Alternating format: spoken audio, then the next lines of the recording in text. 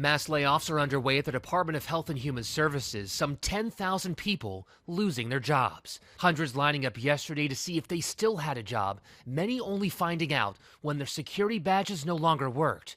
One former employee confronting Indiana Senator Jim Banks. Hi, I was a worker at HHS. I was fired illegally on February 14th.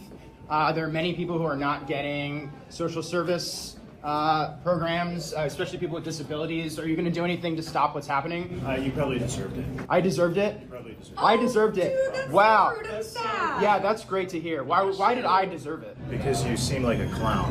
The cuts affecting several agencies, including the FDA, CDC, and National Institutes of Health. Among those fired, top doctors, researchers, and disease trackers, as well as those working on tobacco addiction, mental health, and workplace safety. Secretary Robert F. Kennedy Jr. saying the cuts will not affect essential health services, calling the plan a win-win for taxpayers.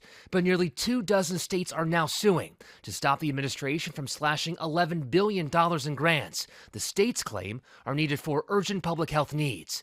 The funding was initially tied to the pandemic, but advocates say with a historic measles outbreak growing in Texas and a drug-resistant superbug causing concern in hospitals, the funding cuts may be a gamble not worth taking. I was surprised and disappointed. Local food banks also feeling an impact as the Agriculture Department cancels food shipments. $700,000 in food and dairy products no longer on the way to this donation center in Tennessee. I'm all for trying to figure out how to fix the deficit, but this one was an impact on the needy and an impact on the farmers too. Perry Russum, ABC News, Washington.